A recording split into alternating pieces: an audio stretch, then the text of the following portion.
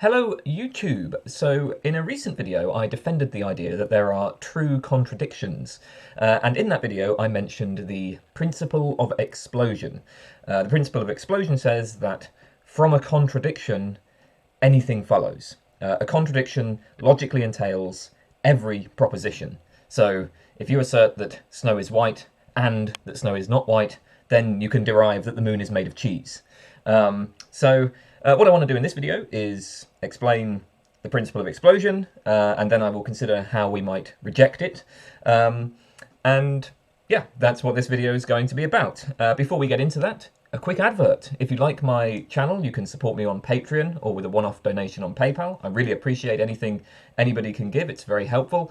If you're interested in private tutoring, I offer that. Tutoring in philosophy. Send me an email and feel free to join the Discord. There will be a link to that in the description. Okay then, let's get going. The principle of explosion. So, the proof of explosion is really very simple. And we'll walk through that proof now.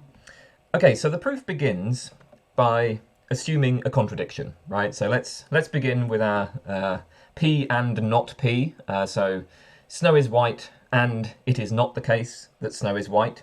So this is just any random contradiction.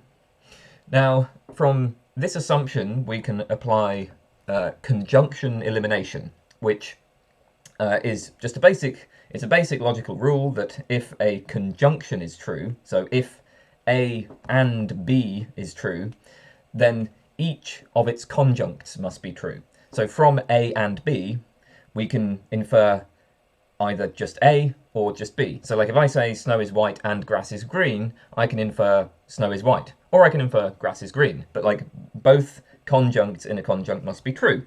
So we have the conjunction P and not P, and we derive P. Then we have the rule disjunction introduction. So if P is true, then P or Q is true for any random Q. You can basically arbitrarily add disjuncts, and the reason is that a disjunction is true just in case any one of its disjuncts is true. Right? If it is true that snow is white, then it's true that snow is white or the moon is made of cheese. Yeah. So and you can just again multiply disjuncts as much as you want, right? Like as long as you know that it's true that snow is white, then it's going to be true that snow is white, or the moon is made of cheese, or I am an egg, or snow is red, right? Like you can just endlessly multiply disjuncts. So from P, we can infer P or Q. Then again, we apply conjunction elimination to premise 1 to obtain not P. And now we apply the rule of disjunctive syllogism. So disjunctive syllogism says that if you assert the disjunction P or Q, and you assert not P, if those two premises are true, if it's true that P or Q, and it's true that not P, then we can infer Q. So for instance, if Delia is at the beach, or she's at the cinema, and it's not the case that Delia is at the beach, then we infer that she's at the cinema. So this is it. This completes the proof of explosion.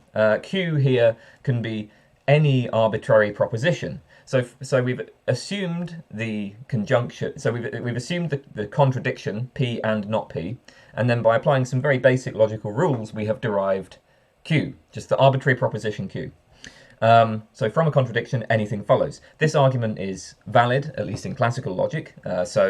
The truth of the premises guarantee the truth of the conclusion. So if you have a true contradiction, you are committed to everything. Every proposition follows. Okay then, so that's explosion. At least that's one way of proving explosion. There are a few other ways to do it, but this is the simplest, I think. Okay then, there are a lot of people who have worried about explosion. I mean, most obviously, this is going to be a problem for anyone who is a dialetheist, anyone who claims that there are true contradictions. If we assert a true contradiction, we can derive anything. So it looks like if this proof of explosion works, then it looks like dialetheism entails trivialism. Trivialism being the view that all propositions are true. And most dialetheists don't want to be committed to trivialism. So just because we think that there are some true contradictions, you're not necessarily going to want to say that just anything is true, right? So I might think that, you know, the liar sentence, so the sentence which says this sentence is false, right? I might think, okay, that's an example of a true contradiction, but I don't want that view alone to commit me to the view that, say, the moon is made of cheese. So dialetheists are going to have a problem with explosion. But it's worth noting that explosion isn't just a problem for dialetheists. Because it does seem somewhat paradoxical that a contradiction entails everything, right? Like, so from the proposition that snow is white and snow is not white, we can infer that the moon is made of cheese. This seems very weird because the colour of snow just doesn't seem to have anything whatsoever to do with the composition of the moon. You know, the contradictory claims about snow don't seem to support the conclusion about the composition of the moon. So explosion is certainly counterintuitive. But worse than this, it seems that people are perfectly capable of reasoning from contradictory or inconsistent premises. So arguably, there are cases of inconsistent models in the history of science. For instance, it has been argued that the Bohr model of the atom is internally inconsistent because the Bohr model assumes that electrons revolve in stable orbits at discrete distances from the nucleus without radiating energy. However, the model also uses Maxwell's electromagnetic equations, which entail that electrons accelerating in orbits must radiate energy. So we have the claim that electrons do not radiate energy and the claim that the electrons do radiate energy, so the model is inconsistent. Arguably, there is some debate about that, but arguably it's inconsistent. Now, despite this inconsistency, the model could be tested empirically and it was pretty successful. You know, clearly the scientists who were working with that model didn't infer everything from the contradiction. So, yeah, I mean, otherwise it would have just been like unusable, untestable.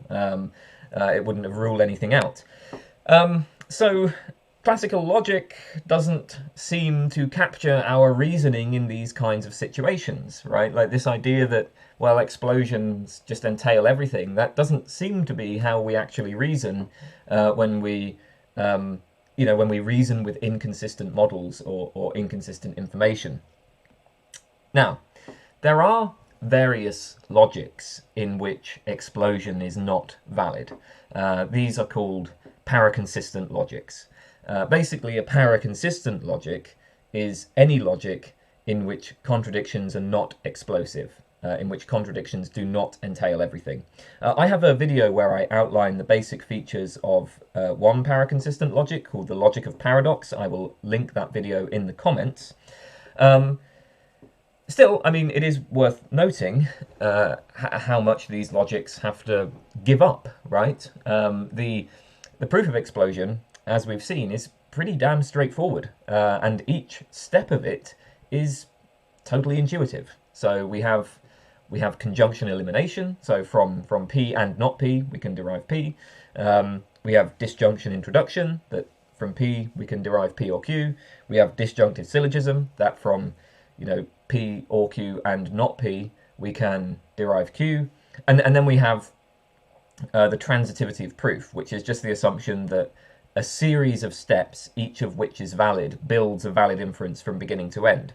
And that's all that's involved. That's all you need for deriving explosion. Now, so it's worth noting that for every step of the proof of explosion, there are logics on which that step is not valid. So there are logics which deny conjunction elimination, for instance. However, the standard way to reject explosion is to reject disjunctive syllogism. Most dialetheists, people like Graham Priest, for instance, are going to deny that disjunctive syllogism is logically valid. Now, the problem with this move is fairly obvious. disjunctive syllogism certainly seems to be valid. We use this inference all the time. So let's say I know that Delia has gone to the beach or she's gone to the cinema, but then I learn that Delia has not gone to the beach, maybe because I know that Delia always drives to the beach and I can see that her car is still at home. So I infer, okay, well, she must have gone to the cinema. You know, according to Priest, according to many dialetheists, this inference is invalid. This is an invalid argument. The truth of the premises do not guarantee the truth of the conclusion, but it's very hard to see in what way this inference has gone wrong. You know, it certainly seems like these premises guarantee the truth of the conclusion. Okay, so I think a first point to bear in mind here is that deductive invalidity is not necessarily a problem. Not all arguments have to be deductively valid. We often make inductive inferences. So this is the distinction between deduction and induction. So we'll say that an argument is deductively valid just in case the truth of the premises guarantees the truth of the conclusion. It is impossible for the premises to be true and the conclusion false. So, you know, we think of an argument like, all men are mortal, Socrates is a man, therefore Socrates is mortal. If the premises are true, the conclusion must be true. Deductive arguments are truth-preserving, right? They preserve truth, right? If you have true premises, you must have a true conclusion.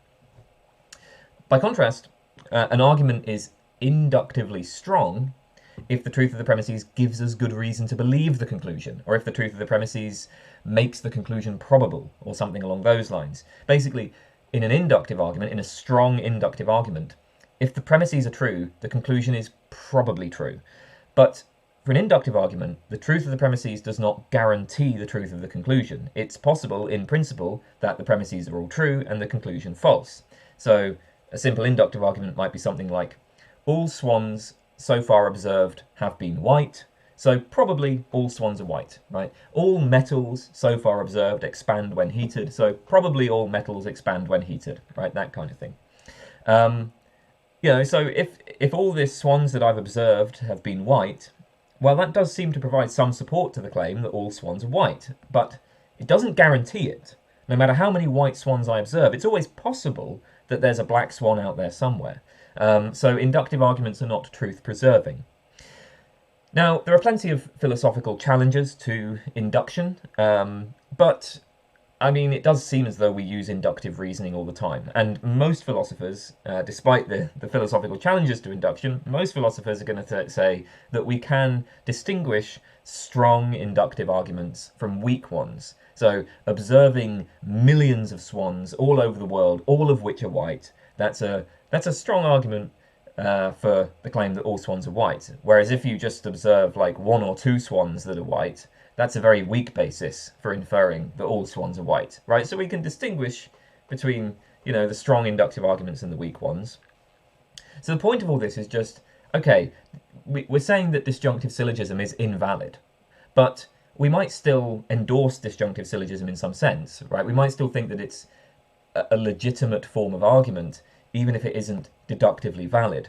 And of course, Priest argues that although disjunctive syllogism is invalid, it is legitimate to use disjunctive syllogism in many contexts. In particular, it's legitimate to use disjunctive syllogism in situations that are consistent. So unless we are dealing with a contradiction, it's fine to apply disjunctive syllogism, because when we have a consistent situation, we can treat disjunctive syllogism as if it were deductively valid. The reason is simple. The only counterexamples to disjunctive syllogism, the only cases where disjunctive syllogism fails to preserve truth, are cases of true contradictions. When we are dealing with situations that are consistent, disjunctive syllogism can't take us from truth to falsehood. And notice that in this respect, disjunctive syllogism is in some sense stronger than most inductive arguments. Inductive arguments are not truth-preserving. Disjunctive syllogism is truth-preserving, provided we're in a consistent situation. Now, moreover, according to Priest, true contradictions are very rare, at least in ordinary conversations. True contradictions are going to arise only in specialized contexts. So think, for instance, of semantic paradoxes like the liar paradox. So again, the liar sentence is, this sentence is false, right? Priest would say that that's an example of a true contradiction. Okay, well, why would we think that true contradictions are uncommon? Well, you just consider most of the things that you talk about. Most of the things you talk about are not plausible candidates for true contradiction. You know, if you think back about on you know, the conversations that you've had over the past week or so, there are probably not many candidates there for true contradictions, unless you've been spending your time talking to dialetheists, right? But yeah, most of the time you're not going to encounter true contradictions. Or we can just consider that, you know, we use disjunctive syllogism fairly frequently, and it's generally successful, right? Disjunctive syllogism is a powerful pattern of inference precisely because true contradictions are rare. If they were common, this form of inference would go wrong. So what Priest says is that disjunctive syllogism is quasi-valid. And he has a technical definition of this where he says, an inference is quasi-valid if it involves only extensional connectives and quantifiers and is classically valid but dialethically invalid in paraconsistent logics. All of the dialethically valid inferences are classically valid, but a dialethic logic, a paraconsistent logic, will render a broader class of inferences invalid. So that's a somewhat technical way of putting it, but the idea is relatively simple. Speaking generally, disjunctive syllogism does not preserve truth, right? If one of the premises is a true contradiction, then disjunctive syllogism can take us to a falsehood. But provided we are not dealing with true contradictions, disjunctive syllogism does preserve truth. It never takes us from truth to falsehood in consistent situations. Priest draws an analogy to the rather strange properties of infinity. So suppose that we have two sets, x and y, and suppose that x is a proper subset of y. So basically x, we might just say, for instance, that x and y share all of the members except one, right? So all of the members of x are members of y, but y contains members that are not members of x. But yeah, let's just say x and y share all their members except one. So y contains a member that x does not contain. Intuitively, it seems obvious that, well, x must be smaller than y, right? So the inference, we might say, is, okay, x is a proper subset of y, so x is smaller than y. And this inference would be correct, provided we are dealing with finite sets. For infinite sets, the inference fails. So let's say that x is the whole set of natural numbers except the number 1. Y is the whole set of natural numbers including the number 1.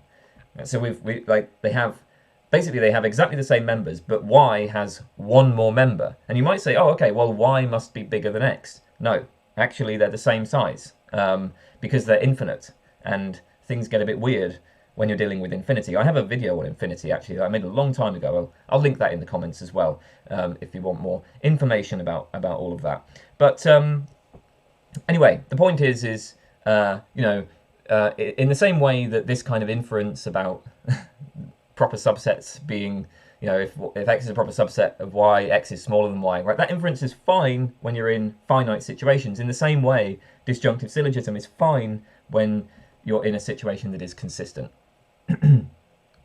Okay, so it's one thing to say that disjunctive syllogism is not valid, but given how well entrenched this form of inference is, we should probably say a bit more about why exactly it fails. Stephen Reed, in his book Thinking About Logic, provides a nice account of this, I think. So disjunctive syllogism tells us that from P or Q and not P, we may infer Q. What makes this a reasonable inference? Well, Reed says, look, in general, right, let's think about what you have to do in general if you are to infer Q from not P. Well, in general, if you are to infer Q from not P, then you need to know the conditional claim, if not P, then Q. And this kind of this sort of fits with disjunctive syllogism, because in classical logic, the disjunction P or Q is equivalent to the conditional if not P, then Q, or indeed if not Q, then P. But you can so you can get that conditional. That conditional is logically equivalent. So this seems reasonable, right? Like, suppose I say Delia has gone to the beach or Delia has gone to the cinema. Well, that does seem equivalent to saying if Delia has not gone to the beach, then Delia has gone to the cinema. And in that case, if I establish that Delia has not gone to the beach, then I can infer that Delia has gone to the cinema. So like, yeah, if I'm in a situation where like I'm kind of a bit unsure, like I know Delia's gone out to one of these places, but I'm not sure which, then I might say like, okay, Delia's at the beach or she's at the cinema, and that does seem that does seem basically equivalent to saying if Delia's not at the beach, then she's at the cinema. And then when I learn that she's not at the beach, I infer that she's at the cinema.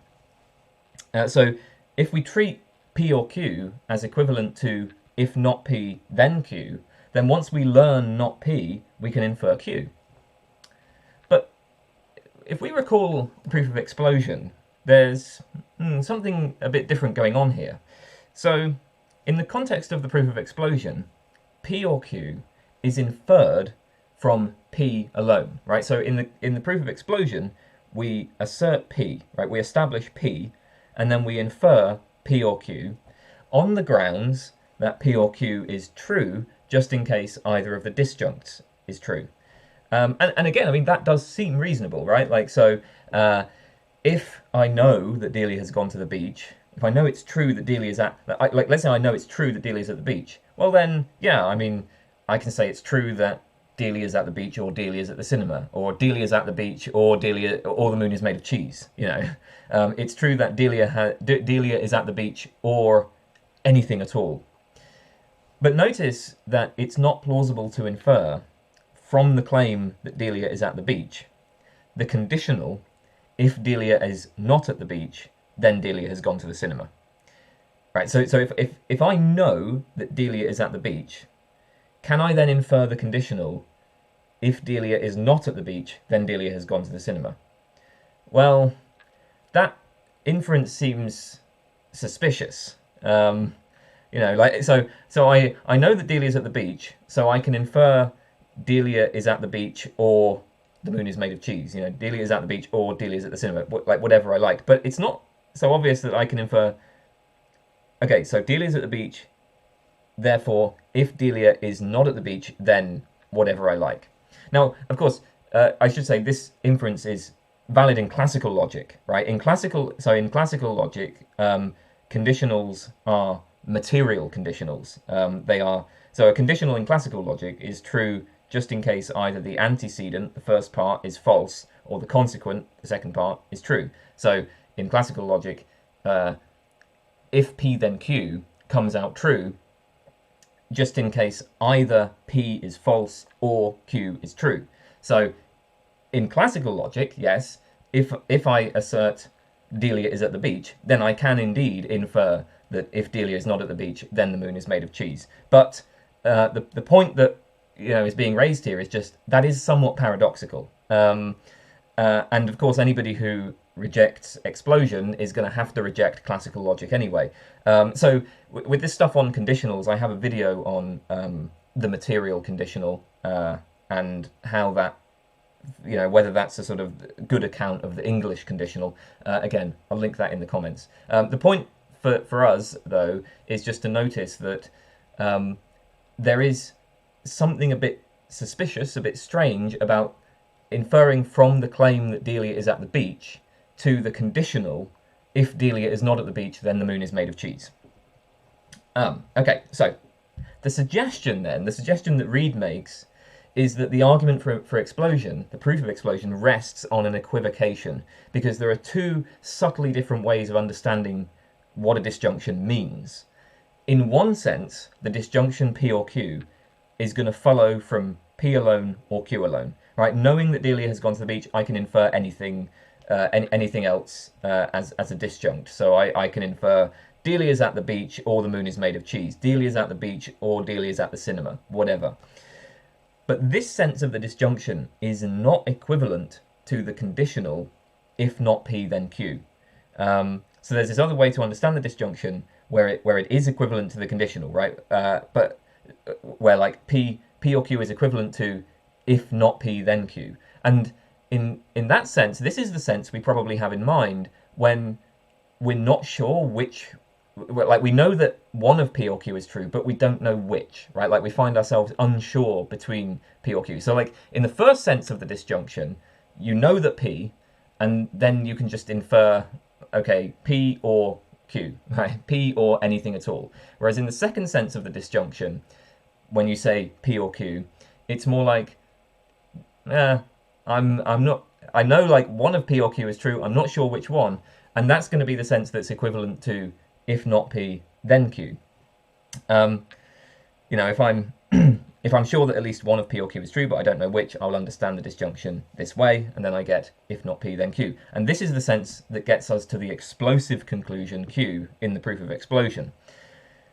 But once these senses are distinguished, we can reject the argument for explosion, because in the proof of explosion, we assert that P, we infer P or Q in the first sense, but then the second sense is what's required to perform the disjunctive syllogism and get us to the explosive conclusion Q. Now, again, this distinction is not captured in classical logic, right? So, yes, this is just not something that classical logic has the machinery to distinguish, but again, anybody who rejects explosion is going to reject classical logic anyway. So here's a slightly different way to put the problem with the proof of explosion. In the argument for explosion, we can ask, what exactly is it that makes the disjunction P or Q true?